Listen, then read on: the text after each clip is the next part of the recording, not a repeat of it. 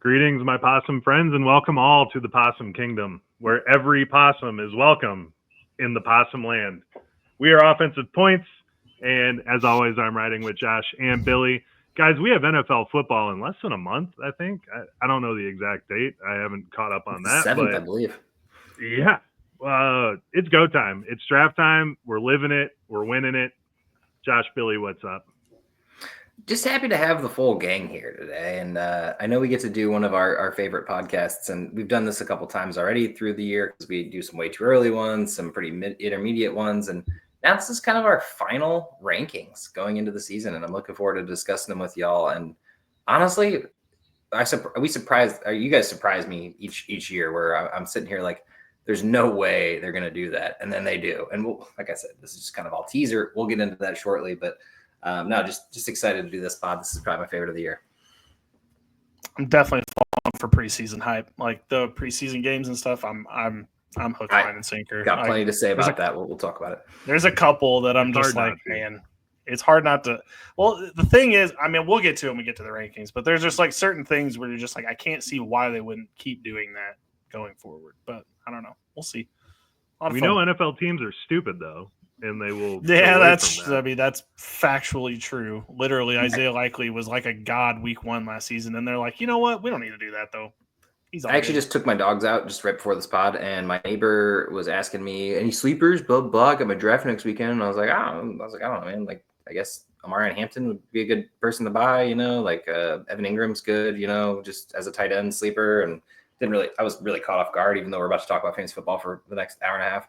And then he was like, What about Travion Henderson? And I was like, yeah, man, sure. If you can get him or whatever. And he's like, I think the Patriots are gonna be really good. And I was like, let's just calm down, man. Like, and he just bet me a 6-pack that they will get 10 wins. And I was like, well, I'm gonna take that bet.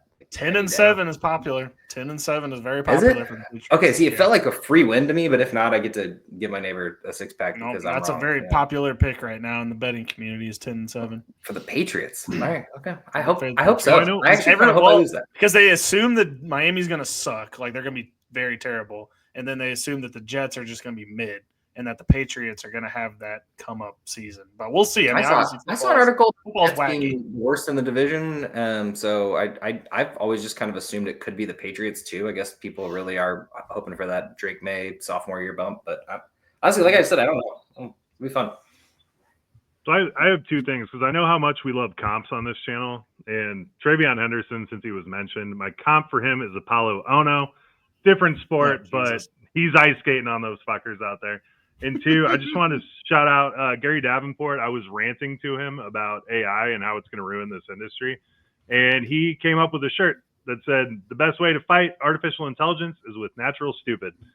And he said that, and I was like, man, I think you need to make a shirt. And he made a shirt and brought it to me at the expo, and I just absolutely love this. So remember this, awesome. Everybody. It's a great shirt. It's a fantastic shirt. Yeah. Joe was in Canton. Me and Josh were not in Canton. But I'm glad you were there, buddy. You're repping the team. It was a quick, 18-hour drive in 2 days, 3 days, 2.5 days, whatever it was. It was a blur. I saw a lot of great people. Drank some beers, not nearly as much as I would have if you guys had been there, but I would have made sure. Josh may never go back at this rate. At the rate Josh is going, he probably will never be there again. Well, they apparently are switching it to July, and that might be instrumental in me being there. Yeah, it's going to be in July to get people access to the expo. So if you're next July, plan for it. Everybody be there. You don't have to worry about it getting in the way of your kids going to school now. There are a lot of people that had to miss because they were taking their kids to college or honestly, though, getting ready being for in school. July would be very beneficial. Very beneficial. Well, it's also like just draft season, fantasy football season in general. By the way, this is super unrelated to anything, but I just want to let you know, when we stayed in Arkansas at the White River, they had this nice little notepad there, and I snagged that immediately when I saw it, and I didn't even tell anybody about it. It's a nice little notepad. Is that why I got charged $300? I guess so, man. If that's the case, that's my bad, but I'm not paying. I didn't get charged $300.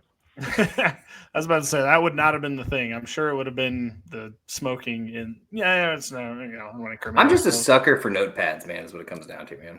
I saw it, grabbed it, put it in my binder, didn't say anything about it for the rest of the weekend. And honestly kind of forgot about it until I unloaded that week after. I know this has nothing to do with what we're talking about, but I actually got my wife all of the Taylor Swift album notepads for like all the albums. Damn. For her birthday. That's the move right there. It's Wednesday. We're supposed to be talking about Taylor Swift. Isn't that what gets people on podcasts popular? I've been reading this book, so go read it. It's really good. I like how we should have show and tell every week. You know what I mean? Yeah, we should. The audio listeners are really not going to get anything out of it, but we're losing numbers to the In the Heights because they're talking to Taylor Swift, and I'm just talking about notepads. Well, on this same topic, while we're here, because all those audio listeners were like, dude, what are they talking about? You can find all of our videos on RPO Fantasy, but also you can find them at Offensive Points on YouTube. Super new channel because we never did this. We've always been a part of another organization. Well, now we have our own as well as being a part of organizations, sort of.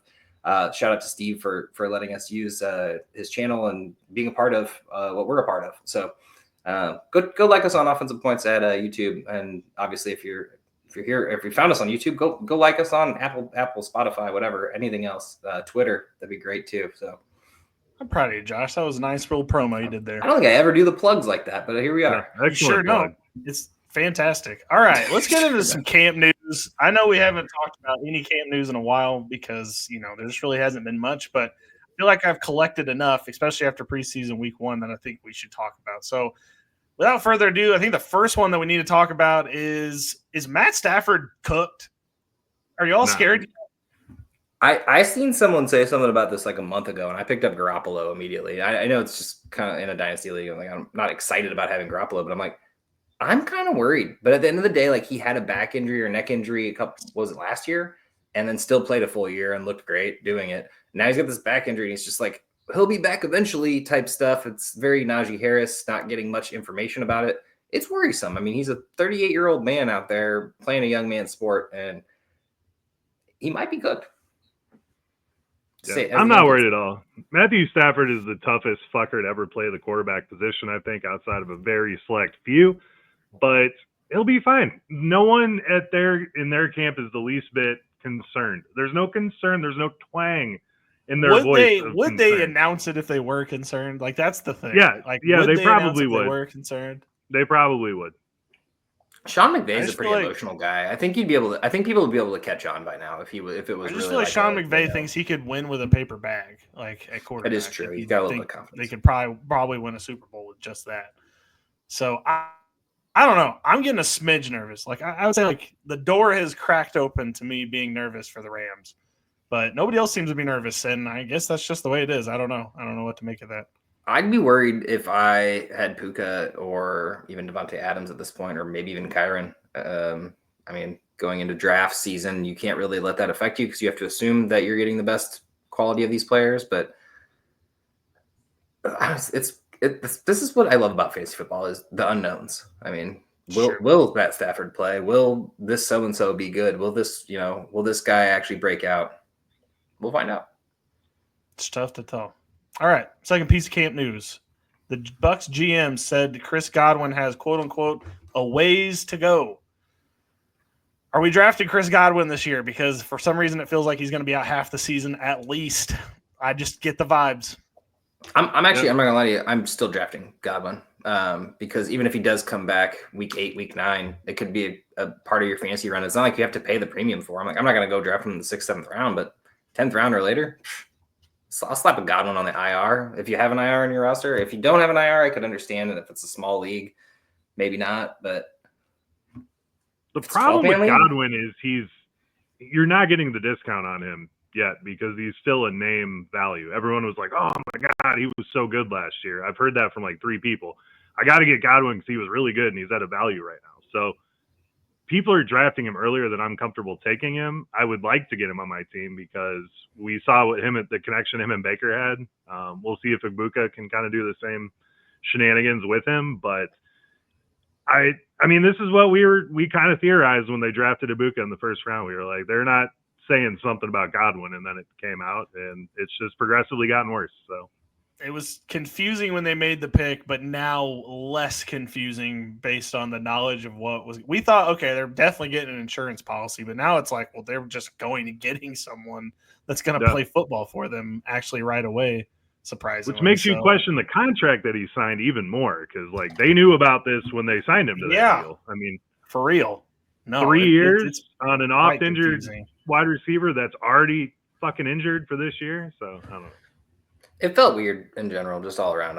I'm looking forward to seeing, because if the three of them are on the field at the same time, Egbuka, Evans, and Godwin, they could be just the best wide receiver core in the NFL. If Egbuka is true, plus a really good running back core with White and Bucky Irving. I mean, like that offense is going to cook. Otten out there too, catching the random balls. It could be a good offense. I actually like that quite a bit, but I don't know. A little nervous about Chris Godwin. All right, two more. Keenan Allen signs a 1-year contract. Suddenly everybody thinks Ladd McConkey sucks because of it. I'm currently not worried, but Joe should be clearly in that camp. Josh, let's start with you. Are you worried at all for Ladd McConkey? Not for Ladd McConkey. I actually was like bumping McConkey down just a bit before all this anyway. So I honestly don't think it really moved the needle for me for Keenan Allen, because they brought Mike Williams back thinking that they had a veteran presence, and then he went and retired in the middle of the offseason. So this was literally just replacing that. And anyone who thinks Keenan Allen's going to go out there and go right back to what he did in the previous years with Herbert is mistaken. The man went out there and got 700 yards with the Bears last year. With the Bears? Are you kidding me? With Caleb Williams. There's a reason that the Chargers got rid of him in the first place, and it's like, I'm sorry, like we're not going to get Keenan Allen's not just going to like all of a sudden go back 5 years. He did not find the fountain of youth. It does not exist. So it's going to be fine, but it's not like he's going to go out there and take over Ladd McConkey shares. There's still going to be another wide receiver running out there, whether that's Lambert Smith or Trey Harris. I always want to say McCoskey Crockett. I know that's the Washington running back, but I think there's still plenty of shares to go around. Herbert really doesn't hone in on one person. I think he honed in on Ladd last year for the most part because he was the only guy that could catch balls. But I think now that only just built the rapport with him, he's going to be the number one, and then anyone behind him is going to be number 2, number 3, whatever. I respect the words you just said. I don't agree with them at all. Okay, I was already not drafting Ladd McConkey to begin with. So then they signed Keenan Allen, who they signed him to top 35 money for a wide receiver. He just, in 2023, Jesus, I'm dating myself. In 2023, with Justin Herbert, my man had 150 targets in 13 games. Who was the other wide receivers on the team? Nobody. And that's fine. That's fine. I mean, Ladd should have got. So he jumps Ladd. So he jumps Ladd, who just got probably the exact same amount of targets last year. Let me finish. You didn't let me finish? No, I did. I tried to. I just couldn't agree with what you were saying. So then you have an offense that doesn't want to throw the ball. They were 27th in pass attempts last year. They don't want to throw the ball. They just drafted Marion Hampton in the first round. They're going to feed him. You add Tyler Conklin to this offense, who's better than Will Disley. He's going to get some targets. You still have QJ there, who they have to justify taking in the first round, which obviously was a bust. And then you have Trey Harris, you have Ladd McConkey, and you have Justin Herbert's binky since he was a fucking rookie in this league, and Keenan Allen. Keenan Allen is going to get the most targets on this team, and he is going comically late. Comically late. What? Did you call Keenan Allen his binky? Yeah. He did. Okay. I just wanted to make sure that I heard the words correctly and that wasn't just me hearing baby words for some reason. Keenan Allen averaged 150 targets in like 6 fucking years. And then he had 121 last year, which I get your 700 yards remark, but Caleb Williams was ass last year along with that whole offense. So it's not Keenan Allen. All right. Joe, you know what this sound is right here? This is a pin clicking because there's a fireball bet. Keenan Allen's not having the most targets on this team. There's no way that's going to happen. All right, you can take that one, and Joe, you pick a yardage marker, and I will take the under. Where do you think Keenan Allen's going to go? You're going to take the under? 100%. You can't just say 3 yards, though. Yeah, I said 2. I said 600. Give me 1,100. Okay, easy money. I'm just 1,100 yards. Mm-hmm. Joe, he thinks he's getting 1,500 or 150 targets, so I get it. Wow. Okay. Yeah. Man, we're right that's here. Wild. I love this. All right, on to the last story. Brandon Ayuk appears to be coming back by week 4. Is that actually better than we thought it was going to be? Because I kind of thought he's going to be out like most of the season, but the GM seems to be thinking he's going to be on short-term pup and then come back after week 4. Does that make him draftable to you guys? He was undraftable for me until I heard that. I think he was always draftable. I mean, I'm not saying it's nothing, but it was only an ankle injury for Ayuk. And I don't know why, but Joe actually reminded me of this in the offseason. I thought it was ACL for some reason. I thought he was out like for this year, basically coming back. And basically, even if he did come back, it was going to be worthless. Ayuk is definitely draftable because if this team, if Jennings and Pearsall don't own up to like what we assume that they possibly could do, and say they're just both awful and it's just all Kittle, all McCaffrey, somehow he stays healthy, they're going to need Ayuk. Let's just put it that way. They're going to need Ayuk regardless of what happens with all these other people. And him coming back that early would be perfect for me. And honestly, like once again, the market's great for him. Like I don't love drafting a guy who's injured, but at the end of the day, we know that for name value sake, he is a good wide receiver and could be really needed. It's not like they went out and got a stud wide receiver. If anything, they lost one. I mean, stud. It's a little hard for Debo, but I don't know. What do you guys think? Well, I think you're thinking about Godwin about the ankle thing because I did point that out during golf. I thought it was an ACL. Ayuk did have the ACL, and didn't they say week 4 through week 10 was what they were looking at in the last quote? I don't know. No, he's going to come back in October. He's going to ramp up, and I don't think – I mean, they need him, so when he's back, he's going to get targets. But I'm not taking him any time before the 12th round. Oh, I didn't say draft him early. Once again, but if he's sitting there floating and you got 4 wide receivers on your team, you got the rest of your roster filled out, say you got 3 running backs, 4 wide receivers, a quarterback, and a tight end, I'll take him. Put him on the back end of the roster, see what happens. Bill, you're on mute. I feel like you can take him before the 10th round and he'd be fine. Like 4? I'd just say 4, 3, 9. 9, 10 round right there. Yeah. Not a chance in hell. Joe, it's like the 90th player. I think Brandon Ayuk can be top 90 by the end of the season. He's currently I'm not going to talk about our rankings because we haven't gotten there yet, but he's currently 125 on Fantasy Pro. So I mean that's 12th round, 10th round, depending on 12-man league. I guess if it's more than 4, then it definitely won't happen. But I just feel like 4 weeks, he can still finish in the top 100. That's not outrageous. I just think there's going to be targets left over here. Unless Pearsall and Jennings are just like the truth, which I'd love to see them be, but like I just have a feeling one of them's not going to be good, and I don't know which one. I don't hate your idea, but I just can't pull the trigger on it. Like I'll let someone else try. If you, that's fair. And again, if he's more than 4, it's probably not worth the risk. But if you're taking Chris Godwin anywhere above 12, then you're thinking that he's going to be able to do more by the end of the season than Brandon Ayuk. Unfortunately, I think Ayuk and Godwin, just from namesake alone, kind of back to Joe's original point with Godwin, I think just for namesake alone will end up going before then. And yeah, I probably won't end up with them. But if they are just sitting there in the 10th, 11th, 12th round, like, yeah, I'm going to grab them. I mean, especially with an IR roster or a roster that has IR spots. I'm all for drafting the IR guys and just like throwing them in there and waiting. After you have enough of the position and other positions. Yeah. I do think Ayuk falls in that category where people are going to be like, oh, Brandon Ayuk's good because he had all that controversy last year. True. And I don't think he makes it to where he's draftable. Okay. Fair enough. I get you. All right. Let's rumble. So, as we do every year, we do a rankings rumble. We all 3 come up with rankings. We average them together, and then we fight it out because we're not always going to agree.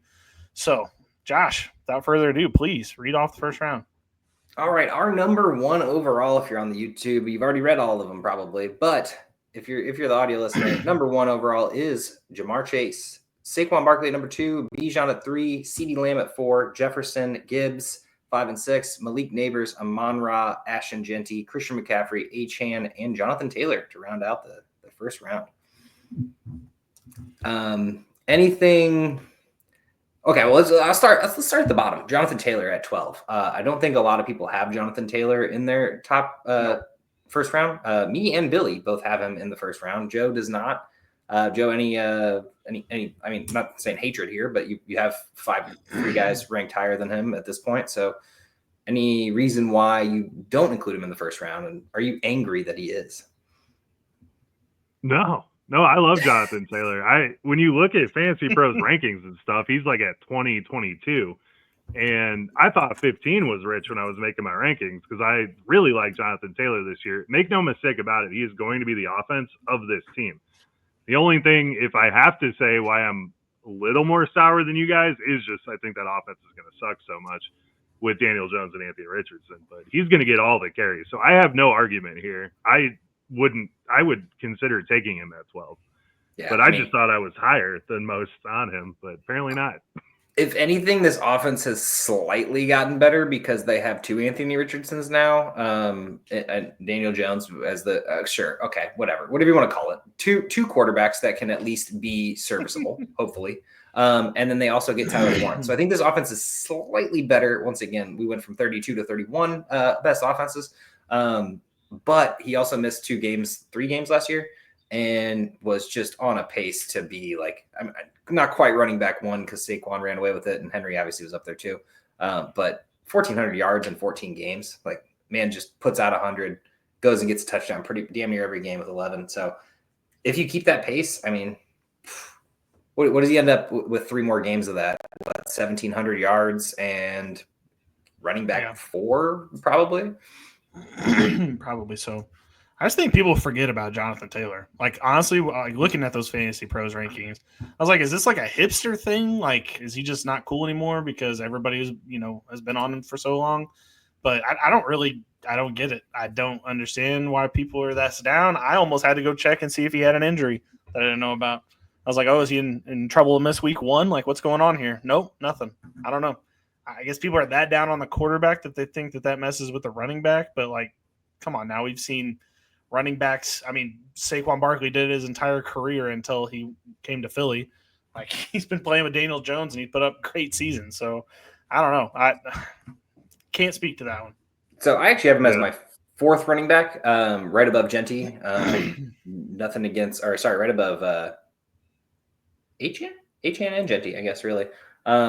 And I just had this feeling. I haven't been in drafts that have done this yet, but I just have this feeling Genty's going to go in the middle of the draft, like middle first round. And he's going to go like right as that top 6. Like, I feel like everyone's pretty much has their top 6 of Chase, Barkley, Robinson, Lamb, Jefferson, Gibbs in whatever order they want to have it. And then it's going to be Genty. Like, someone's going to grab Genty, and maybe it's even prior to Gibbs, or maybe it's prior to Jefferson if people are worried about JJ McCarthy, whatever it is. I'm worried about Genty. Like, honestly, I have him at 13, and I still think I have him ranked too high. I know that we did this with Marvin Harrison last year, where he was drafted in that like early 2nd round, and everyone just assumes because we know what he is as a player. He didn't play for Boise State at the end of the day. Like, he did not play good defenses. I'm not saying anything against him, and it's not even about that. It's not even about the jump from college to pros for me. It's about the Raiders. You're talking about Jonathan Taylor having a bad team to be on. This team didn't get much better. We got a rookie wide receiver in the 3rd round, and we got Geno Smith. I'm sorry. Is any of this upgraded other than Genty? Like, Genty's the upgrade at this point, and I'm just slightly worried. Like, any team that has Pete Carroll as the coach and Chip Kelly, I'm interested. I'm intrigued. I don't know. We'll see.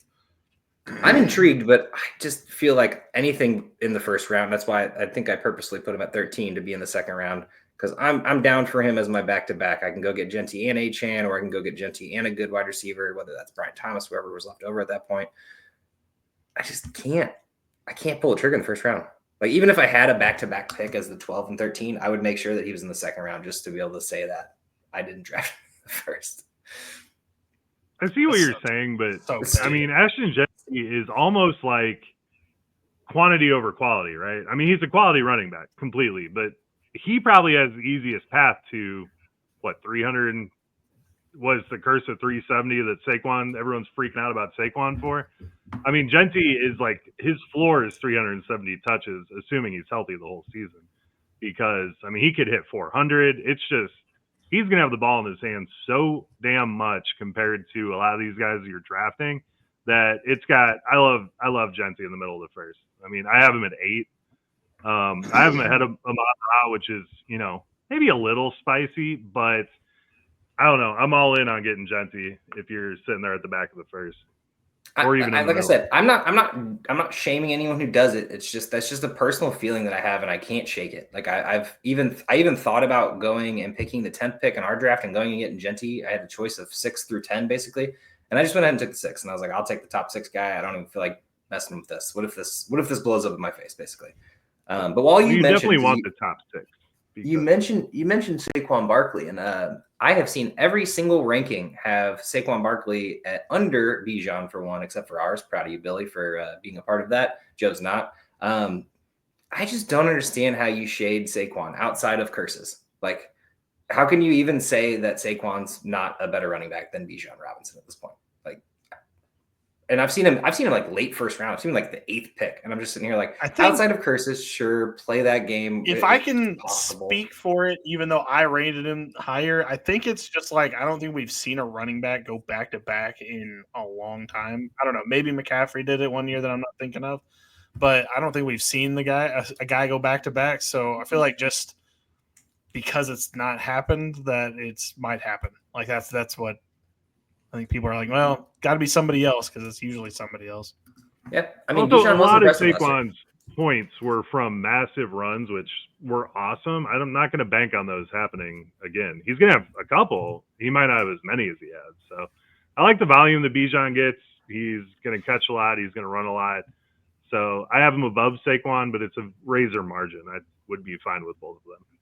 To take an RB1, like that's because that's who people are saying the RB1 is. Who never really sniffed the RB1 for me is just dangerous. It's like you're banking on a breakout on a team that is, for one, unproven and not great.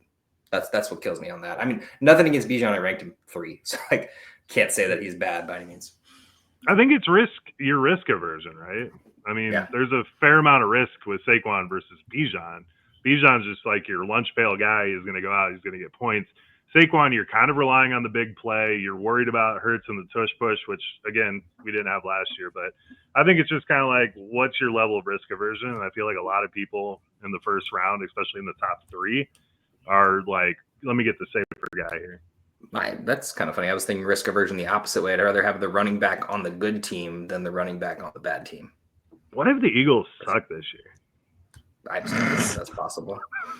Will they win the Super Bowl? Probably not. The back-to-back Super Bowl situation is pretty unfounded as it is, but I just don't think so, man. There's camp news. If we're talking camp news, we got Dotson out here looking good in camp, which is just scary for everyone.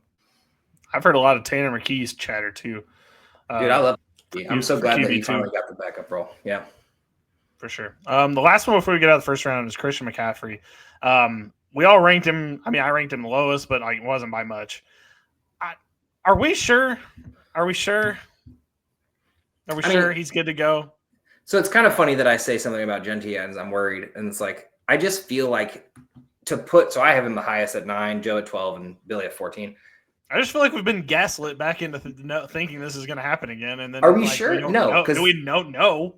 We don't know. But when Christian McCaffrey plays, he gets 20 points. It's just what he does, and it's. I mean, you're not wrong. It's just do we? And know? Really, like he even came back and then he got injured, obviously, and then no more 20 points. But when he plays, he gets 20 points, and there's no other player you can say that about. Like you could say, well, Chase had some big games, and Jefferson has some really big games, but when Christian McCaffrey plays, he gets 20 points. And I'm sorry, but they got rid of half their running backs stable behind them. So they must feel semi-confident. By injury, too. They've also lost Garindo. They lost the rookie that they just drafted. He's out with like a broken pinky or something. Yeah, Jordan James. They really can't afford to not have Christian McCaffrey. They signed Jeff Wilson back. I don't know if y'all saw that. I did see that. I was like, wow, the reunion. Love that. But I don't know. I'm just trading for most. Do we know? Like, do we know? I think I don't know. The funniest thing about this is it can go one of two ways. Either you got baited and you got Christian McCaffrey in the late first or early second or whatever it comes down to, and he gets injured again. Or have you guys? I don't know how many drafts y'all have been in. Have you all drafted him, or will you draft him? I haven't been in enough drafts. Joe's been in a bunch, and I will, especially in the second. If he gets to the second and I end up with like the 9th pick or something, and he is sitting there and at the turn. at the turn, I'm gonna probably do it because there's a chance that this is league winning, right? Like you could go get, and you're right, it's the turn. It's the turn with McCaffrey because like I have him at 12. If you start, Christian McCaffrey, Devon Achane, they're your top two players. He is now your RB2, and it's far less sketchy than it being your RB1. Josh is right. When he plays, he's going to put up a ton of points, but I'm much more comfortable with him on that turn because you're stacking him with another really, really good player at that point. That's true. I guess, yeah, if it was in the top 5, I'd probably be like, no, can't do it. But with the turn, at least you're getting another player around that caliber. It's just like, I've seen Christian McCaffrey nosedive so many teams. Never mind, because I never draft that high because I always get picked 7th or 8th. But I feel like in my I've seen it nosedive a lot of others. My perfect world's a McCaffrey and a Amon-Ra, and then you go back at that 36, 37 mark and go get like Ken Walker and Hampton or something like that, like where you go get 2 running backs on the back end and you make sure you have your elite wide receiver, and then you go back to that once you get the chance. And it does suck because you're playing defense with Christian McCaffrey, but it could work out really well. Yeah, I'd agree. Just fire nice, man. Nervous. All right, let's get on to round 2. Josh, have at it. Number 13, starting out the second round, AJ Brown, Brian Thomas, Drake London, Nico Collins, Derrick Henry, Puka Nacua, Kyron Williams, Josh Jacobs, Bowers, Jackson Smith and Jigba, and Bucky Irving and Amarian Hampton to finish out. Now, you may have heard me say get Amari Hampton at 36. Well, we are higher on Hampton than the rest, and I'd love to hear why you guys are. I think I actually have him the lowest, which is wild. Like as Joe said earlier, it was like I thought I was bold on this, but apparently I was not bold enough for these two. So let's get starting at the bottom of the second round. 24, Amarian Hampton. What is there not to like about Amarian Hampton? Go ahead, Billy. No, I was going to say I don't trust Najee Harris. So because of that, second that. I think we're just going to have to give the ball to Amarian Hampton a bunch. And then Najee Harris, whenever he can see officially, can jump back in. But until that is 100% sure, like we already were scared of Najee's field vision and awareness. I can't even imagine what it is now. That sounds hateful, but at the same time, I need to be for sure. And just like Christian McCaffrey, are we sure? Because we're not sure. We're not sure. Have you seen the look in his eyes? Because I know I haven't. I haven't personally. Actually, have not. They showed the visor picture, and someone was conspiracy.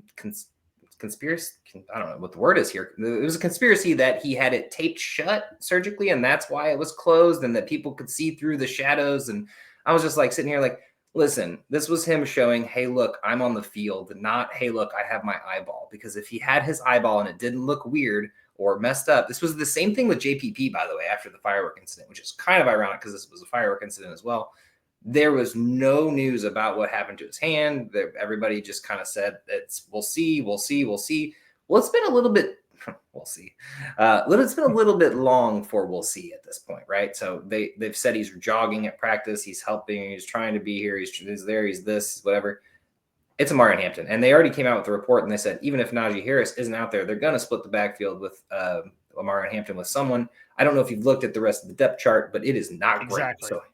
Exactly. Najee By the way, pupil right now, which is cool, but you can't blow your eye out and miss all of camp with a brand new team. Basically, Amarian Hampton. I mean, the Rashawn Slater injury kind of worries me a little bit about this offense in general. But you just took this dude in the first round. Nobody is competing with him. I know they said they were going to rotate someone in, even if Najee isn't healthy. That's fine. Once you get Amarian Hampton on the field, it's going to be his show. So, yeah. If you're getting him, he's officially in the third round now, which is cool, I guess. Not quite the same value you're getting, but, I mean, you could take him back in the second and just mop up. I mean, Tampa was doing a rotation, too, until they didn't because one running back was clearly better than the other two. Like, I mean, we can call it a rotation as long as you want, but, I mean, there's one guy that's out there better. By the way, I need Harbaugh, like, when they actually want to announce the Najee Harris thing, I need him to bring out one of those, like, eye charts that has the, like, large letter all the way down, and Najee needs to stand at another side and recite each one. Then I will be for sure that Najee Harris is back and good to go. Until then, don't believe it. Don't believe it. Offensive points goes to the Chargers. I need to see him being seen. I need him. I need to see that he can see. That's how it's going to work here. So until then, Omarion Hampton is the guy because this team's going to run a lot and they don't have anybody else on this team. I'm sorry. They just don't. He's a bunch of jokes or later than that. So we love Omarion. Okay, another one. Jackson Smith and Jigba. I thought I was bullish on my ranking of this dude. And you thought you were bullish on him at 27? Yeah. I really like him. I was, going through my rankings and stuff. You guys have him at 23 and 19 respectively. I love JSN this year. I really do. But in Joe's defense, I thought it was bullish because 5 picks higher is a pretty big jump, right? Like, I mean, on ESPN, Fantasy Pros, and probably Yahoo as well, he's going at 30, and I just feel like this is a complete steal for a 3rd round pick and a late 3rd round pick at that. 100%. We saw Sam Darnold do it with Justin Jefferson. I'm not saying JSN is Justin Jefferson, but did we see what JSN did with these other guys on the field last year? Like DK Metcalf was a shadow of himself because JSN was so explosive. And how are we expecting that this same team that JSN was on last year isn't his? Like, I mean, we got Cooper Kupp joining in. I think I'm actually highest on Cooper Kupp out of the 3 of us. We'll get to him later, but I think Cooper Kupp adds a value that people don't believe in, and I'm not like stoked to have him on my team, but I'm still excited. And at the end of the day, like this just gives JSN. It's going to be very Puka Nacua and Cooper Kupp Puka's rookie year, where Kupp's drawn some coverage, and they're pretty much doing the exact same thing. It's like 2 slot receivers on a team, but JSN can go deep as well. I have him the highest at 19. I think that might be a little bullish, but I'm just at the end of the day, like this man's a 2nd round pick, not a 3rd round pick. Like. I agree. He's going to return 2nd round numbers. If anything, this is just making me feel better about taking him higher because everybody else is going to be like have their little fantasy cheat sheet and he's going to be lower, and then I'm going to take it and everybody's like, "Oh, that's a reach, and I'm going to be like, maybe we'll see." As the 1st round pick, if you can go get JSN and Chase on the same team, and then pick a running back in there as well for those first 3 picks, I would be so happy with that start. And I know that's reaching for JSN at that point, but I don't know. We got him at 22 for our rankings. So personally, go get JSN. Just get him. And don't reach. Do whatever you want, but get him on your team. Joe, I do need to talk about one thing that I am just 100% shocked at. You have Derrick Henry at number 11. That is 1st round. That is, I'm not counting the running backs exactly, but I think 7 running backs in the 1st round for Joe Wiggins, which is a first on this podcast, and it's been 5 years. So 4 years? I don't know how long we've been doing this. 4. Joe, you love running backs? I also want to point out I'm the highest on a quarterback out of any of you guys. I'm actually higher on a lot of quarterbacks and tight ends. It's just where you slot them in, right? At the end of the day. Yeah. We're pretty in agreement on those. We'll get there soon. But Joe, Derrick Henry in the 1st round, along with 7 other running backs. He almost had 2,000 yards last year. I have the Ravens winning the Super Bowl. I think this team has 0 weaknesses throughout. You got Lamar Jackson, who is they have to spy him. There's no way you can't spy him. And then you have one guy on Derrick Henry. That's not going to work ever.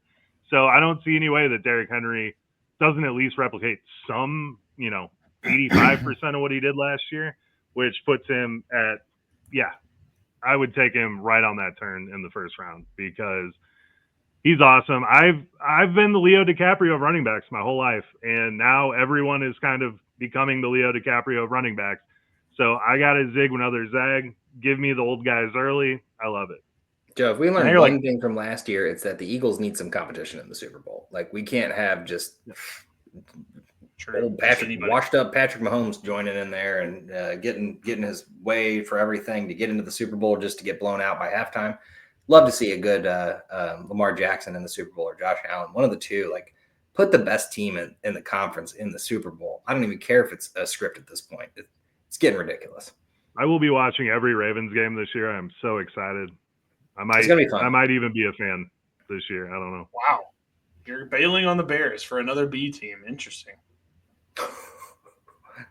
A B team. Baltimore. This is an A team. The Bears are like a D team, but from Bears to Baltimore.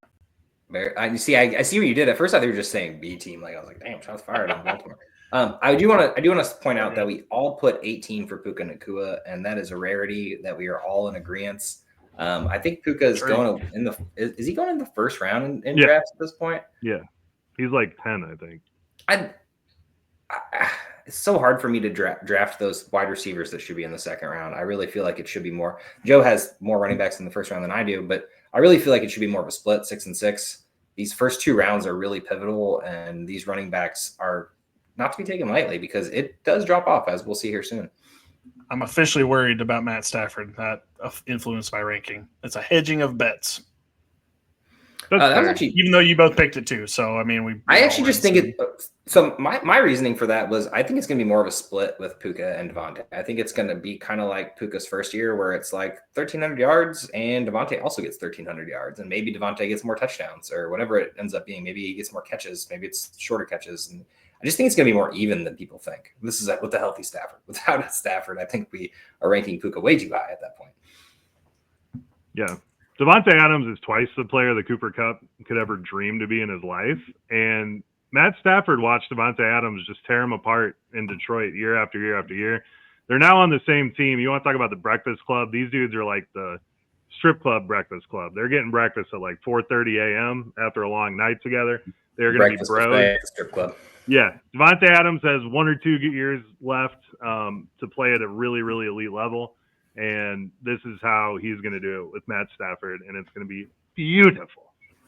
Well, it's just wild to me that people are drafting Devontae Adams at 33 and then Puka at 8 or something like that, and we're just like acting like we're putting Devontae Adams as the second or the first wide receiver 2 out there, but yet it's not going to eat into Puka's role at all. And it's like you also have Kyron who's going to go out and get 1,400 yards or whatever. Like at some point, the balance has to go back the other way. So yeah. And he did it with Garrett Wilson last year too. So it wasn't like he didn't have any competition for anything on the Jets because Garrett Wilson's a very good receiver. I don't think anyone's underrating Adams. I think he's going right about where he should. I think everybody's overrating Puka and not even in a bad way. Like he's an amazing athlete. We know that. It's just I think that we have a 1 and 2 again. It's not a 1 and 2. According to his baby mama, he's a piece of shit. But I mean, he might be, but he's good at football. Everybody could be. Before we leave the second round, I just want to talk about Brian Thomas. I ranked him in the first round while you both didn't. I just feel like this is going to be his year to jump up into that next level, like the elite tier of wide receiver. I know Travis Hunter's there. I know De'Ami Brown is there, which seems like something I shouldn't be scared of. But, I mean, they added him. But I just think that this is the year that he jumps from being in that mid wide receiver 2. We don't really know what to do with him to where now he's going to be an elite receiver. He finished last year as wide receiver 11. I think him being wide receiver 8 or 7, which is where I had him, feels about right. And so I just think that he's going to be up there higher this year. I think he's going to finish as a first-round pick. Yeah, I'm looking at the wide receivers I have above him. Honestly, the reason he dipped for me was because of running backs being vaulted up, except for I do have A.J. Brown higher than him because I think everybody forgets that A.J. Brown is really good at football. But yeah, no, I still think Brian Thomas is going to be great. I think the dip here comes from we do have Travis Hunter here, and we don't know what to do with Fireball bet. But what, the A.J. Brown finishes higher than Brian Thomas? 100%. BTJ versus A.J. Brown. I'll take that. I'll take that all day. AJB versus BTJ. To finish my point, the biggest. I throw Drake London in there and make it a 3-way. We go back to the. Wait, who'd you pick? Joe, who'd you pick? Drake London. Okay, you know what's funny? Actually, this is why I highlighted it. I have Drake London the highest. I have him as wide receiver. I think 6, and in the first round. And you guys both have him at 16. I am for once higher than Drake London, and it's actually all because there's no one else on the team to catch the ball. No, you're right, dude. I was looking at, you want to talk about camp news. Someone has been adding up all the targets in camp, and Drake London has like a 46% target share through all of camp. It's not going to be true during the season. I know this, but in my mind, I'm just like, holy fuck, dude, if he gets 40% target share. Yeah, Drake London's another one of my targets on that turn too. And if he can slip, I think he's going fantasy pros and more in the middle of the second round, like 18-ish. And y'all were a little high on him comparatively, but I was just like, dude, who else is going to catch the ball? Like, are we still waiting for the Kyle Pitts breakout? And now, once again, I will say we're probably not going to get there because we're already 40 minutes in and we're only in the second round. But Kyle Pitts is fucking sleeper pick this year, man. Like, I mean, he's tight end 16 or something like that. I'm not even saying he's going to be good, but it's just like, why not? Like, there's no one else to catch the ball. We know he's good at an athletic player. Like, I'm not going saying he's going to be tight end 1 or whatever, but like at the end of the day, like, why not take him as your backup tight end, or if you just flyered on tight ends? I like the Kyle Pitts thing because I'm with you. I don't want to be with you. It seems wrong, but you're right. Well, it's free. No, you guys, guess what pick that Kyle Pitts went in the Kings Classic? Full offense, full IDP. 32. 32. Round 32. Round 32. No, round 32. No, round 12. It was number 235 was where Kyle Pitts went. Let me try to find him on here. I'm supposed to do math 18? On this podcast? That's like 18-ish. 16th round in a 14-team league. I mean, if you would have said that 2 years ago, like someone literally would have shot you because everyone was so high on Pitts. It was ridiculous. It just doesn't make That's sense. Not true. I was not. Like, there's just some athletes that come into football that I just don't get it. I just don't get what happened. Like, what happened between point A, where you were really good, to point B, where you're not good? You know what it is? It's Florida. That's what it is. Anthony Richardson, Florida. Kyle Pitts, Florida. Florida. Aaron Hernandez, Florida. Gang-related violence. Okay, well, I mean, it is all, I guess, in the same boat. You just should be proud of me for knowing that the college teams at the end of the Catholic first convicts, couldn't believe you pulled that out of nowhere, but I actually did watch the Tim Tebow era in college football. Ricky Parasol got shot. He's from Florida. Of course he is. Of course he is. Everyone from Florida has been shot before. Let's kind of have to be. Because in San Francisco, where there's not even any guns. All right, third round, starting off. Chase Brown, thanks to me, is in the third round, but unfortunately is not low enough. Josh Allen, Breece Hall, Lamar Jackson, T. Higgins, Ladd McConkey, Garrett Wilson, Trey McBride, Tyreek Hill, Mike Evans, Terry McLaurin, and Devontae Adams. Round out the third. Goddamn, Joe or Josh, what did Ladd McConkey do for you? You know, it's funny. We were both in decent areas for Ladd McConkey. I like Ladd McConkey. This is right on brand for me because I like him. But I didn't expect second round. I personally think that he's the wide receiver 1 at the Chargers, and Justin Herbert trusts him. I don't, and this was prior to the Keenan Allen news, I'm pretty sure. But at the end of the day, like, Ladd McConkey's going higher than that, I think, in most leagues, or I guess right around that. Joe has him as 45. So this goes back to the Keenan Allen argument, and I don't want to have it again because we already had it. If you missed it, go back to the beginning of the podcast. But Joe, is there any other reason that Ladd McConkey's at 45 underneath guys like? I'm trying to find someone who you got. He's white.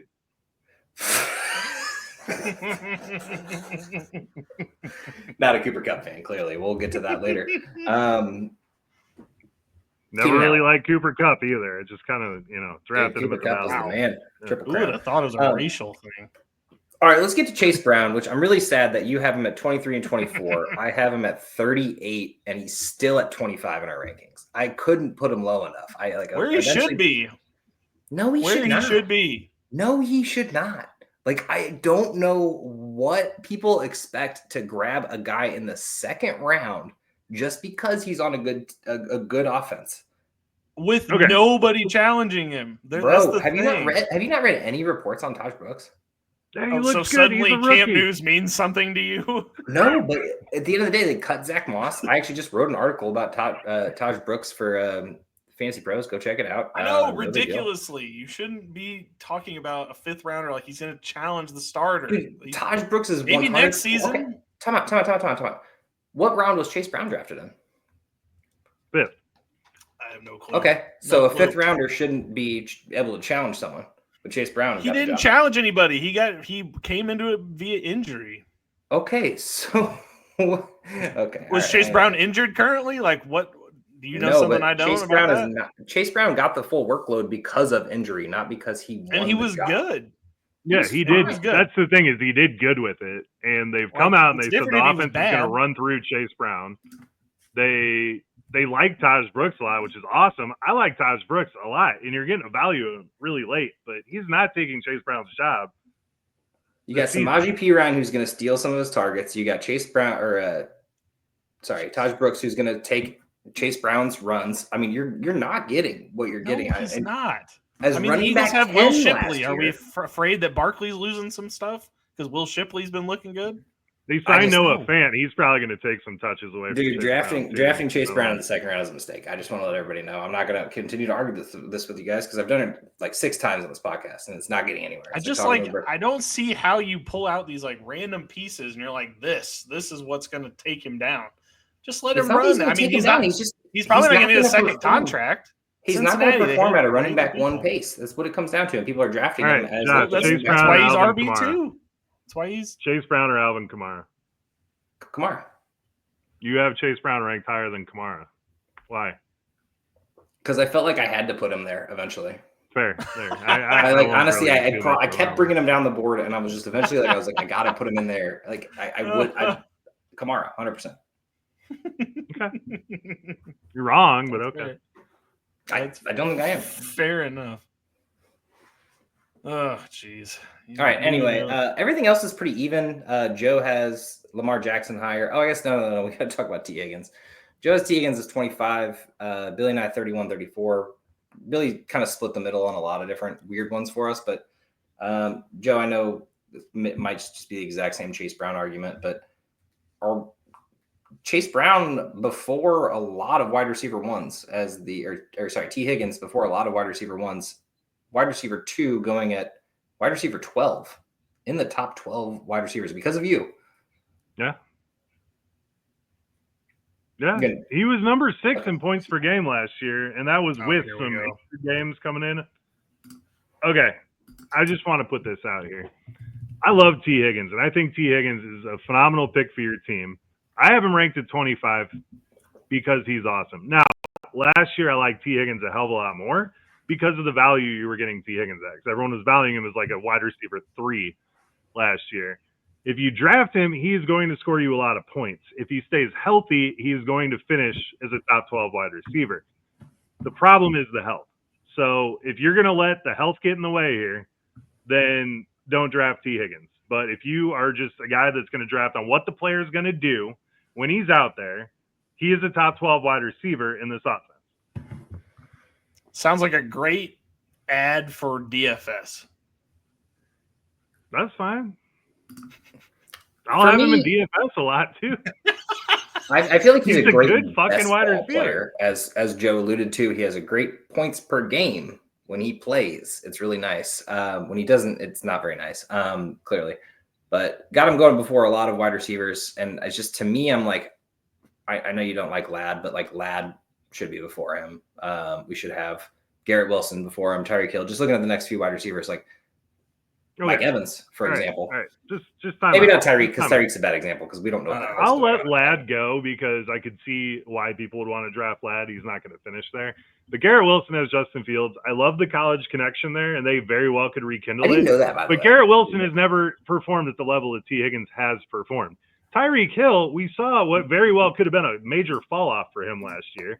And we're just going to buy back in and be like, oh, no, I wouldn't want a guy on an offense scoring 40 points a game. I want this 31-year-old guy that has relied on speed his entire life to do it. Mike Evans. I love Mike Evans. But if you want to say the injury with T. Higgins, you got to say the injury with Mike Evans here.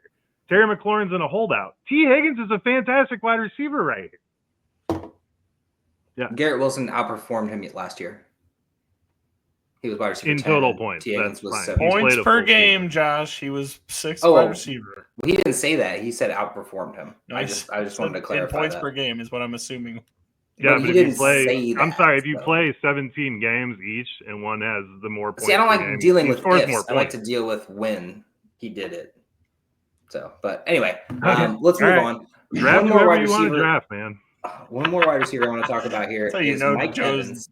Mad about it. So I have Mike Evans. I'm the only reason he's in the 3rd round. Well, I guess maybe not quite. But I have him at 25, Billy at 34, and Joe at 39.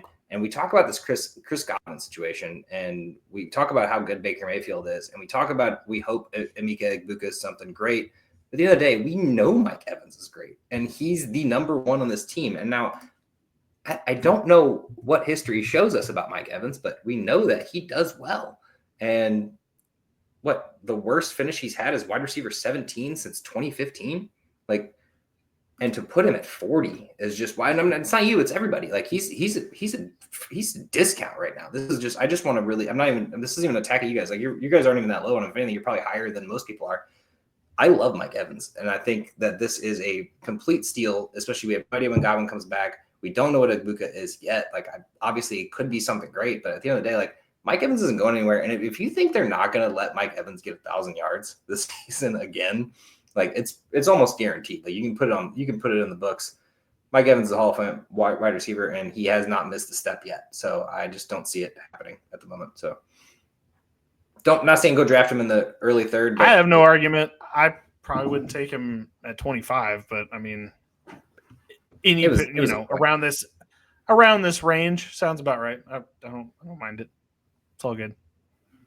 He's fine. All right, let's speed this up a little bit. We'll take a couple from the next couple rounds, but Josh, read us our fourth round. George Kittle, Marvin Harrison, Alvin Kamara, Chuba Hubbard, Kenneth Walker, Jalen Hurts, Joe Burrow, DJ Moore, Cortland Sutton, Travion Henderson, James Cook, and Rashee Rice. All right, well, can you just explain why you don't like Rashee Rice just real quick? I mean, let's just get it out of the way. What's the offensive coordinator for the Kansas City Chiefs name? Matt Nagy. Matt Nagy. That's why. Gotcha. Okay. So and also there's honestly just a variety of options on this team now. He's got 3 wide receivers and a tight end, and you got Rashee Rice missing some games to start the season, presumably. So yeah, no, I'm sorry. I don't think there's really a number one on this team. I think it's Patrick Mahomes spreading the ball out. I think everyone does fine. And I think you get a lot of miss weeks with Rashee. I think I have Worthy like 6 or 7 picks higher. I don't know exactly without looking at it, which you guys have Worthy really far down. So like at the end of the day, yeah, I have them within 8 picks of each other. Y'all have them within 30 picks of each other. I think it's a lot closer than everyone thinks, honestly, at the end of the day. Like I think it's going to be a split back.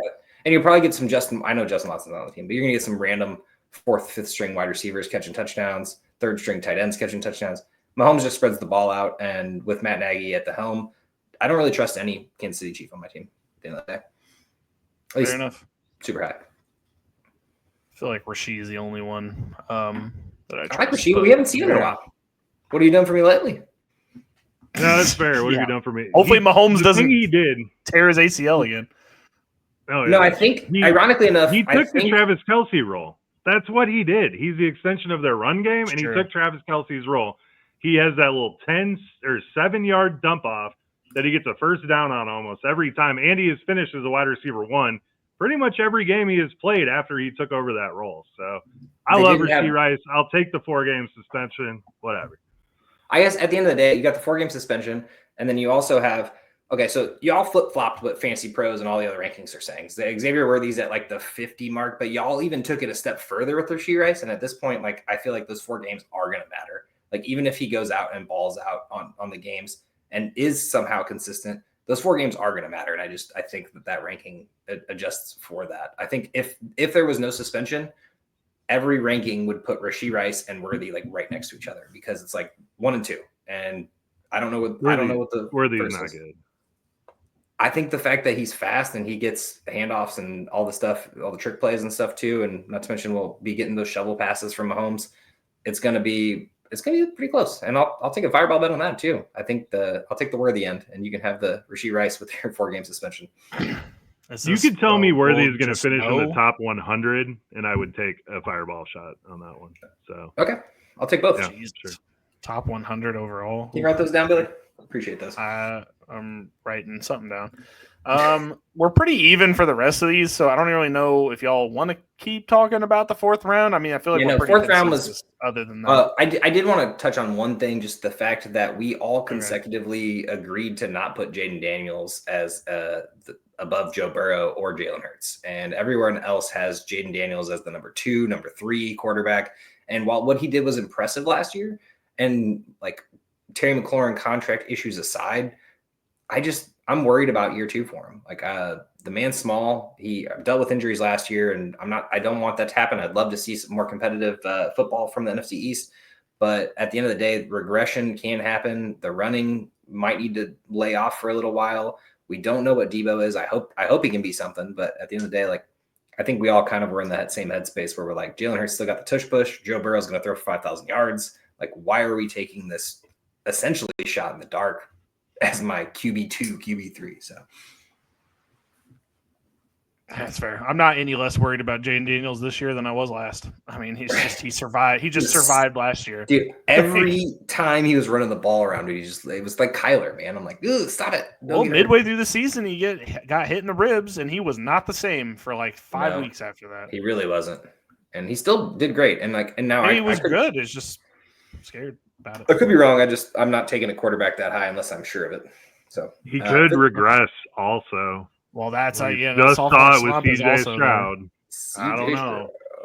Sophomore slump's also a thing. So, yeah. Let's go through the 5th round. We do got a lot of varying opinions here. So, Zay Flowers, Jaden Daniels finally off the board. Once again, not far off, just a little bit lower. DK Metcalf, David Montgomery, Devontae Smith, Jamison Williams, Calvin Ridley, George Pickens, TJ Hawkinson, Ted McMillan, James Conner, and DeAndre Swift. Do you just want to give me to get my Calvin Ridley thing out of the way now? Yes, please do. I just thought we were saving this. 20 picks difference. I kind of figured that we were gonna have to talk about it, but like literally, like I am sniffing all of the Calvin Ridley stock up right now because I just think there's no way, especially after that preseason game, this kid's getting 14 targets a game. There's no way him and Chig are going to be eating in this offense. Now, are they going to be accurate balls? They can't be any worse than they were last year. And that was Calvin Ridley's biggest issue last year is he was throwing so many uncatchable balls. His targets were pretty good. Now I think they're going to be a little bit better. It's still a rookie, so you got to give him a little leeway there. But he's going to be better than Mason Rudolph and Will Levis. So I just feel like we're going to get 14 balls per game towards him at least. And then he's going to have probably 10 catchable ones. Yeah, I think like he's going to be feasting this season. And I think you're going to get him at a discount at 40. Like I think he could be one of the best wide receivers this season. I really think that. Not Jamar Chase level, but I mean, if he finishes like in the top 25, I would not be shocked at all. Honestly, I don't even hate your take because I want Cam Ward to be good. And I think this is the exact reason why I don't have him higher is because what if their 4th quarterback that they've drafted in a row just isn't it again? And I hope to God it's not the truth. He's the number 1 overall pick. Like, it can't be that bad. Okay, hopefully. Sure. I hope once again, I hope Tennessee can go out there and get their franchise quarterback. It's been a long time since we've seen one there. I don't even have any hate towards Calvin Ridley. I don't 60. I think is pretty average. I mean, you would have been 5 picks down, 6 picks down if you didn't have him so high. Still in this round, I just feel like this is a great guy to go target personally in the kind of mid rounds. You know what you're getting, and honestly, I think everybody's probably scared off by his age. That's probably why a lot of other rankings have him a lot lower. And it's like people forget that he didn't play for 2 years, and that wasn't because of injuries, and it wasn't because of mileage or anything. It was mental health issues, and then he got suspended for gambling for a year. So he had like a year and a half off. Those legs are ready. We saw it last year, and we've seen it the previous years too. I mean, he's a good football player. I love it, Bill. I absolutely love it. I might change my ranking. Billy fully went into this thinking we were just going to rip him apart, but we like. I didn't think that.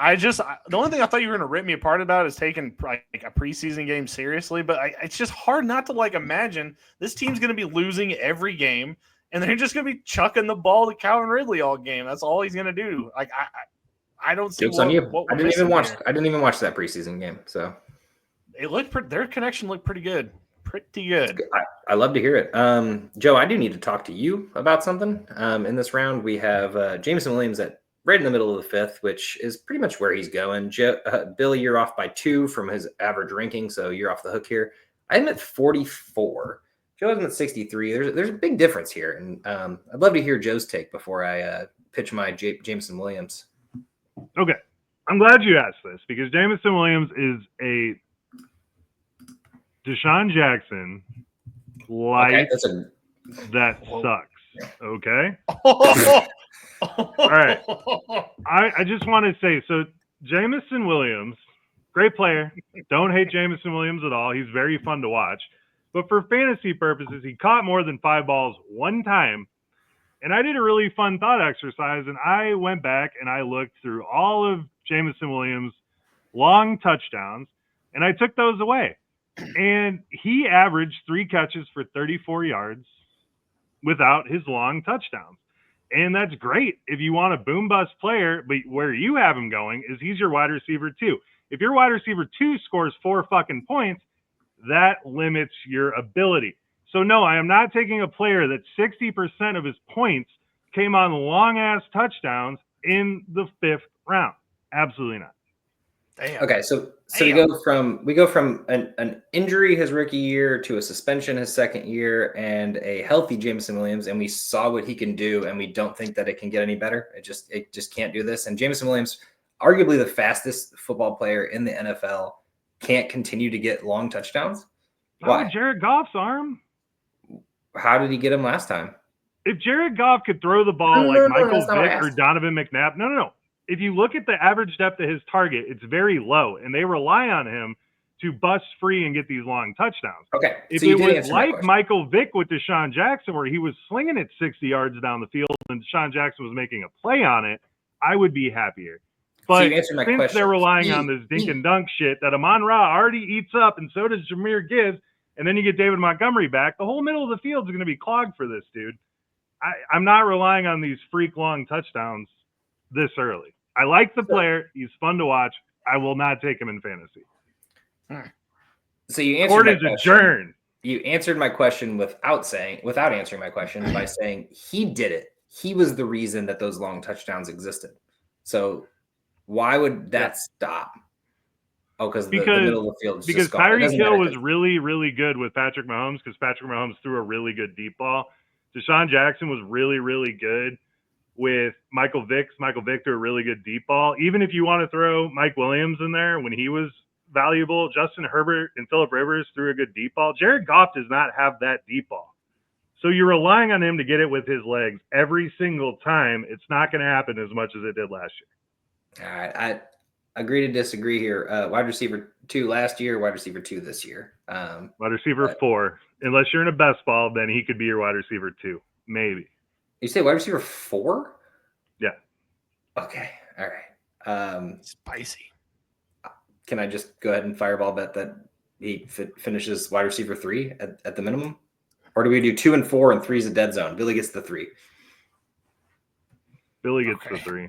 Okay. Cool. I don't think he wants to be part of this, but he is now. I don't really care either way. I do agree. I do think the Lions offense is going to backtrack a smidge from last year. So I don't know. I have Gibbs, like obviously in the league that we're all in, I have Gibbs. I'm a little scared of that even before I took him, but like, I don't know if he sucks, but I think we're going to realize that it's the offense and not the coordinator at the end of the day. I mean, I wish that was true. We'll see though. I wish that was true.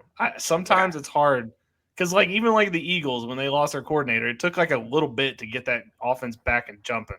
Eventually it did, but it did. That was different because the coordinator was the bit. And I think everyone just assumed it was not. But we'll see. Anyone want to touch on anything else in this 5th round? Is there any other standouts that we need to mention? I mean, we should probably talk Ted McMillan, right? I mean, you have him extremely low. Do you just not trust rookies or like – What do you not believe in? I can't say extremely low, 65. I just feel like this team's – I think this is right where Ted McMillan should be going, right around the Travis Hunter situation. I mean, why is Travis Hunter not higher in that argument, who you know is going to end up getting a lot of play? Ted McMillan, love to see him be that guy. I know he's a top 10 wide receiver. This is just the Marvin Harrison treatment for me. Like, do not draft him too high at this point. We're talking a rookie wide receiver. It's going to take him some time to get ready. He looks good in camp and in preseason games so far, but at the end of the day, I think it's going to be a lot different. We need to see Bryce be consistent, except for the last 4 weeks of the season. I want to see it the whole season, not just. I'd love to see him pick up where he left off and see Bryce be a QB2 or QB1 in fantasy, but at the end of the day, like he's not being drafted that way for a reason. We're still kind of in the hopeful nature of Bryce Young. But I mean, at the end of the day, like 50 to 65 isn't that different. At the end of the day, like 5th round to 6th round. I agree.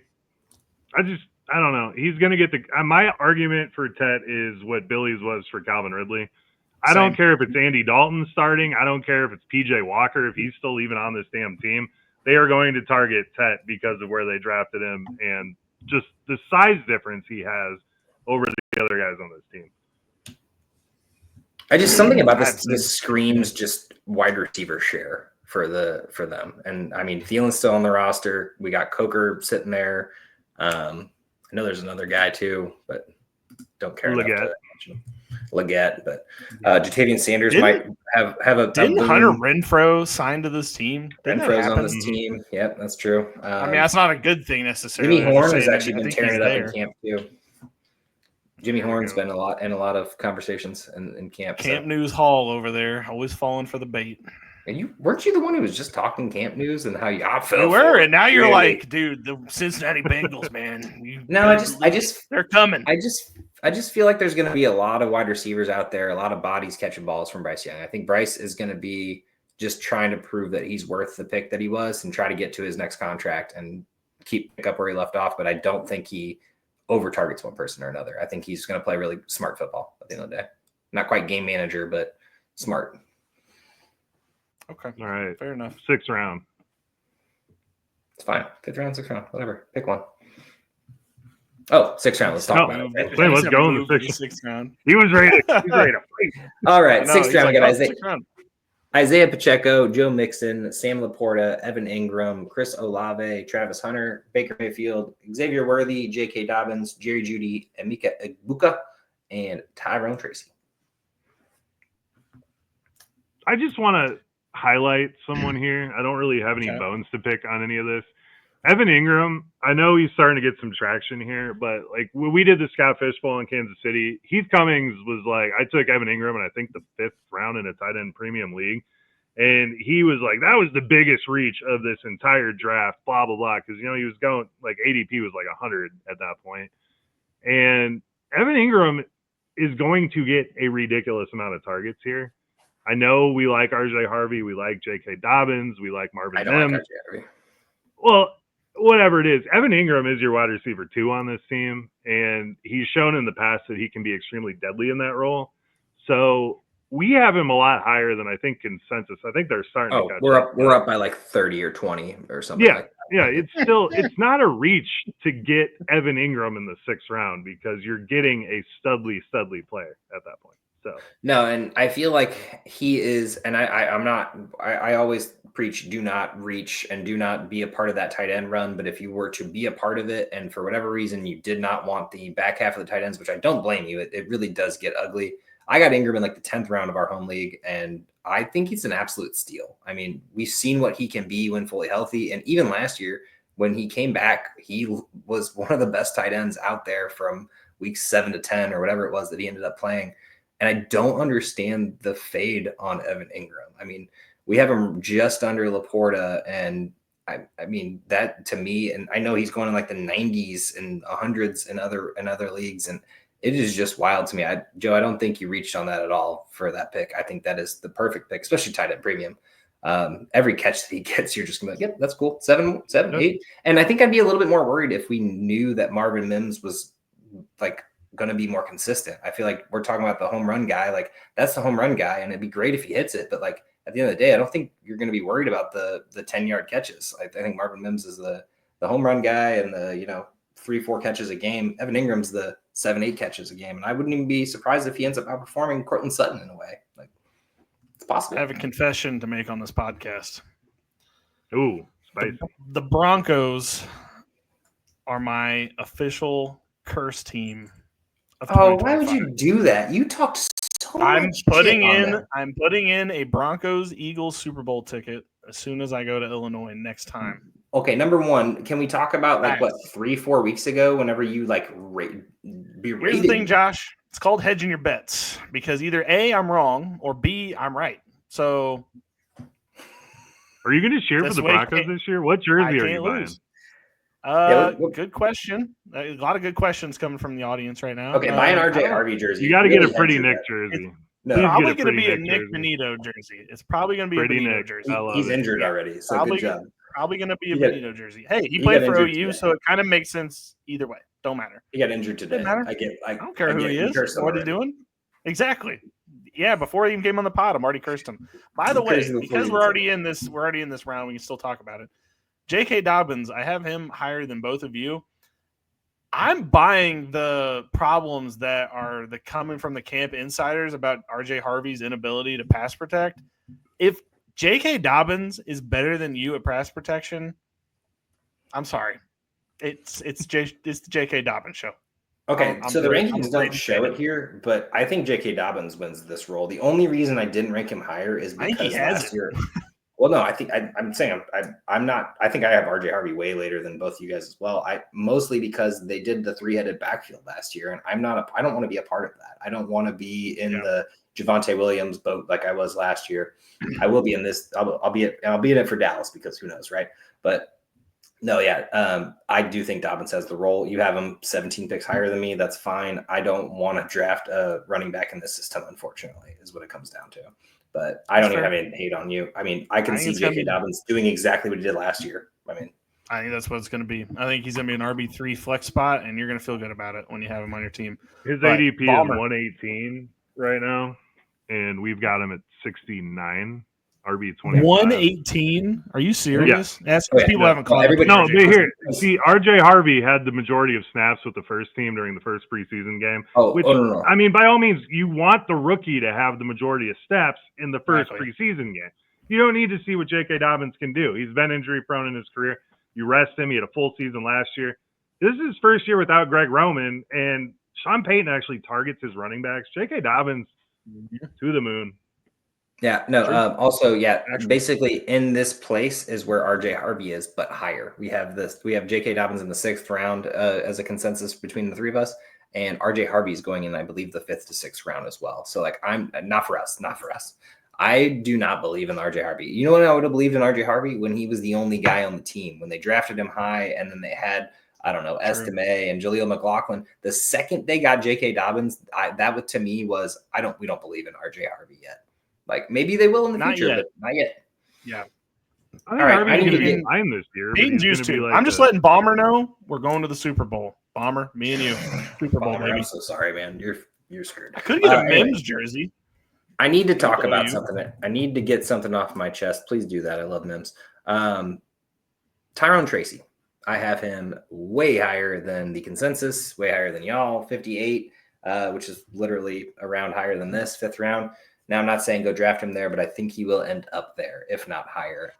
Tyrone Tracy, everyone keeps saying that he didn't, he's not just going to have this position. I mean, just because, Cam Scatterbo was drafted in the 3rd round, blah, blah. I don't think people remember how good Tyrone Tracy was last year. He was a 5th round pick who wasn't supposed to have a role, and he earned that role, beat out Devin Singletary, who prior to that was having a pretty good career. Tyrone Tracy might have just ended Singleton's career along with the New York Giants draft staff. But Tyrone Tracy earned every bit of this starting role, and they've already came out and said that he is the starting running back and that Cam Scatterbo is not going to be. And this was prior to that news. I would have put Tracy here anyway, because I think people forget how much of a universal back this guy is. He can do everything. He can go in between the tackles. He can go outside, and he can catch the ball. So don't be surprised when Tyrone Tracy is the actual league winner. We'll get into that segment later, but I like Tracy this year, and you're right. I probably do have him a little too low. My biggest thing was you got guys like Tony Pollard, Etienne, even Jalen Warren, kind of in this range, and they're all kind of. I like the first two better than Tracy. Yeah, you're 5 off from consensus on Fantasy Pros, so you are 5 lower, which is weird. But at the end of the day, I think everybody's just convinced that Scatterbo is going to be this great thing. I think Scatterbo is going to be, and I'm not saying anything about his career. I think he's going to be good. And I think he'll have a role on this team to start with.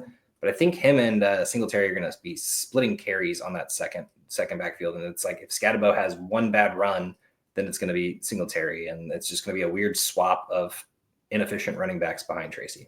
But at the end of the day, We'll see. I'm more about like get Neighbors and get Wandale if you're in a PPR and just bail on this offense otherwise. But I do like Tracy. I would draft him at the right price. I think Tracy's pass prowess does come into play though. So I don't hate Tracy, don't hate Scatabo, but I think this offense is going to suck, and I need to see it first because that O-line, I need to see that O-line work first.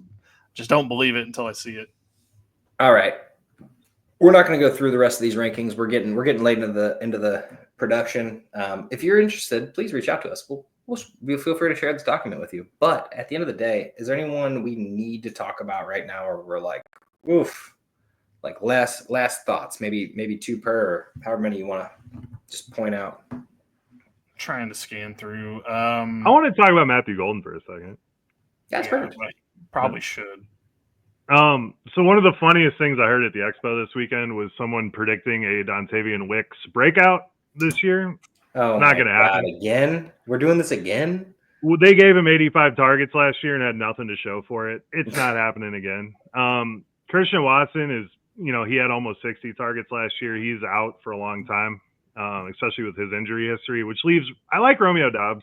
They got Bo Melton there. They've got anything. They drafted Matthew Golden in the first round, and this team has spoken so glowingly of him out of camp. He's going to have over 100 targets. I'm not sure he's going to be this world beater, but he's going to have a lot of volume, and he is going way too late. He's going at pick 120 right now. If he's your wide receiver 4 going into your league, you are in a great spot having Matthew Golden there. So I am very, very much higher than consensus on him. Yeah, I absolutely love the value right now. I have him the lowest between all of us. I think I'm probably pretty much with the rest of the consensus. And that's mainly just because of how much hate Jayden Reed has gotten. The man who's gotten 2 1,000-yard seasons under his belt so far. Now, some of that was in the running game, and I think people see 55 catches for 850 yards wasn't that great or whatever. This man goes and gets 8 touchdowns a season and 1,000 yards a season. And it's just why are we acting like Jayden Reed is this pariah of a player? And why are we acting like it couldn't be better? I mean, he's been playing. I mean, he's been fully healthy. He's had some bang ups here and there, but at the end of the day, Jayden Reed is a solid fantasy football player as well. I wouldn't be against having any of these people on my team. The good news is you don't have to draft them early because nobody likes them. No. And we talked about this in one of our rookie conversations whenever Billy was out, where we were like, what if we're wrong about Golden? What if we're wrong about Burden? Golden is probably more obvious of what if we're wrong? Everybody in dynasty drafts drafted him in mid-second round, maybe early second round. And then in redraft, it's just wild that we're seeing Golden go this late for a first-round pick, the first round pick of the Packers in 15 years or something like that. Yeah. Now, at the end of the day, they're wide receiver 2 factory, so I get why you're oh no, they can't have wide receiver 1. A lot of hate going on Matthew Golden in the combine process in general, anyway. But he's very fast, and Jordan Love can throw the ball, and we saw it with a lot of these other receivers. It's just been spread around over the years, so. I think the wide receiver 2 narrative is a little played out at this point because they did actually invest in a guy, and I think it's a two-way street. I think Matthew Golden allows Jayden Reed to be more of that Jayden Reed, scheme him open. He doesn't need to be out there 100% of the snaps because he's not built that way, but let Matthew Golden be out there and be your 1, and then let Jayden Reed work as your 2+ and get the ball in his hands and let him work. I think that's how this offense will work and make sense. So I like both of those guys. Did you say Jayden Reed's not built that way to be out there every snap? I mean, he's got banged up a little bit. He's not going to be the Golden guy. Are the exact same size. They play differently. I was agreeing with you, not arguing. But no, I know. Jayden Reed has been nicked up a couple times, so I think it helps. But he's played through it, which is amazing for him. But yeah, no, I like both of the guys. I think Reed and Golden are the only 2 to have. Do not fall for the Wicks train. I started him last year in a pinch, and I do feel like in Dynasty it's different. It's a different mindset than in normal regular redraft. In Dynasty, you kind of shit starts hitting the fan real quick. About week 9, you lose half your team, and Wicks seems like a hell of an option at that point. But in normal redraft, no, definitely not. No. I got one player I wanted to mention, just because you guys were way lower on him than I was. It's Jake Ferguson for Dallas. I do think that we kind of overreacted as a whole because of what happened last season. Obviously, Dak was out half the season, and then even Ferguson himself was out for a couple of games with a concussion. And the year before, he finished as like tight end 9 or 10. I would say if you miss out on the top tight end options, like don't forget about Ferguson. I feel like if he starts falling down boards and you completely bailed on the position, he's definitely a guy I would grab, like him, Tucker Kraft, like those guys that like there could be weeks Tucker where he Kraft's could pop going way up. too high. Actually, that's a bad example. I mean, maybe not Tucker Kraft, but like one of the guys that's later going that you might end up actually getting some points out of. I feel like with Dak, even though he's going to be the third option, I still think he still can have like a really good season. I mean, it's 800 yards, 6 touchdowns. It's not blowing it off the page, but it's still putting points on the board for you at the tight end spot. No, I completely agree with you. I didn't even rank him, and I probably should have. And I do think he's a steal as the late tight end flyer, especially in a deeper league or tight end premium league where tight ends start flying off the board, and you're like, oh well, I'll pick one later. No, everybody is downing on all the Cowboys players. I mean, running backs make sense. We have like no idea who's going to be the running back, but I love grabbing one of them. I love grabbing Jake Ferguson because like maybe you're thinking that Pickens is going to have this huge year. Maybe he does, maybe he doesn't. But if he does, that means Ferguson's going to be just wide open, standing there 10 yards down the field every play. Mm-hmm. And they're going to be CD and Pickens out on the side, and then Ferguson's just standing there, and he could have a great year. With Dak, he was really good. I mean, it's the problem is with Dak. Like, he has to have Dak there. But since you mentioned it, I do need to mention Tucker Kraft. Do not be the guy who drafts Tucker Kraft as the tight end 7 off the board. That is the dumbest thing you'll ever do. I just want to go ahead and put that out there. Like, don't get me wrong, I like Tucker Kraft. Biggest mistake of your life. Biggest mistake of your life, as my buddy Joe would say. But no, I've seen him go as the tight end 7 in like 3 different drafts right now, and I'm just sitting here like, what are you doing? Like prior to Evan Ingram being taken and Njoku, other tight ends off the board, I'm like, do not do that. Like now, if he's the 12th tight end and you're just like, yeah, I'll take Tucker Kraft and Jake Ferguson or whoever it is, like sure, but like to draft Tucker Kraft in like the 7th round, it's just silly to me. Very much so. Since we got a few minutes left, I just want to pose: how are we handling the Joe Mixon, Nick Chubb, Woody Marks, Damian Pierce situation? If you want to not handling it, I can't do it. I love Mixon a lot, and like I hope Chubb comes back and is good. I just can't bring myself to be a part of it. Like I just can't. I will gladly watch them succeed from them being on somebody else's team. I don't know. I can't do it myself.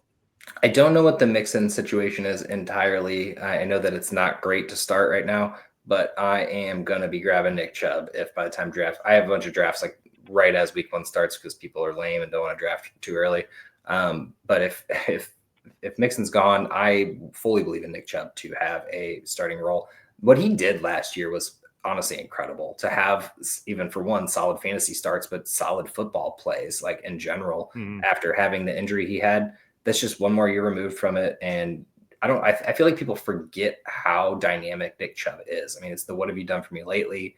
It's been a year and a half since we saw Nick Chubb in full action. And I'm not saying he'll ever be what he used to be, but at the end of the day, he's still a really good football player. Like, I mean, and if Nick Chubb's going in the 10th round, I'm about it, man. I don't know where I have him ranked even, but I will take him. I didn't know. I put Mixon, I think, probably higher than I don't think I ranked him because, again, I just don't want to be a part of this. Like, I want to be on the sidelines rooting for it rather than being in it. There's a fan in me that's like, I know everyone's saying Nick Chubb looks bad, he's slow, he's not doing it. There's that, like, why wouldn't he get the veteran treatment in camp? Like, you know what Nick Chubb is. Even if he's 80% of what he used to be, he's still a good running back. Why would he go out and put 100% on a practice field when, he's where he's at in his career? So he could fill in just fine for Mixon if Mixon were to miss time. The problem is you're not really getting Joe Mixon at much of a discount right now, which is sad because there is a lot of question marks with Joe Mixon right now. And I would love if we could get him lower than where he's going right now, pair him with the Chubb late, and then go from there. But you're just not. Yeah. And then Woody Marks looks good for receiving back, so he could make some noise too. I want to talk one more player, and then I'll be done at least. I'll chime in on your guys', of course, but Roma Dunze being in the 7th round in a 12-man league just seems like the biggest steal of the century. I drafted him, I think, in like the 6th round of our draft. Probably a little too soon, but at the end of the day, like drafting with 2 Bears fans, and I was worried, and I want him on every team that I have. And the reason being is Luther Burden's great, and I think he'll be great in the future. I think this is going to be a Dunze and Luther Burden of the future.